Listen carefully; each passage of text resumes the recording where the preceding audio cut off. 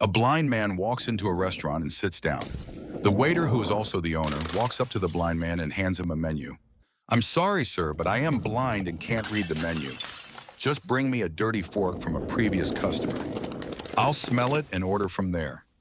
A little confused, the owner walks over to the dirty dish pile and picks up a greasy fork.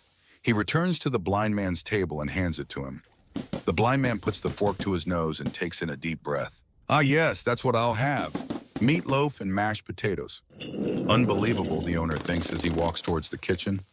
The cook happens to be the owner's wife. He tells her what had just happened. The blind man eats his meal and leaves. Several days later, the blind man returns, and the owner mistakenly brings him a menu again. "Sir, remember me? I'm the blind man. I'm sorry I didn't recognize you. I'll go get you a dirty fork." The owner retrieves a dirty fork and brings it to the blind man. After another deep breath, the blind man says, "That smells great. I'll take the macaroni and cheese with broccoli."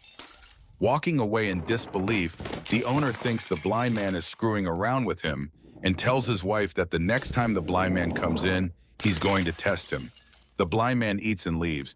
He returns the following week, but this time the owner sees him coming and runs to the kitchen. He tells his wife, "Mary, rub this fork on your panties before I take it to the blind man." Mary complies and hands her husband the fork. As the blind man walks in and sits down, the owner is ready and waiting. "Good afternoon, sir. This time I remembered you, and I already have the fork ready for you."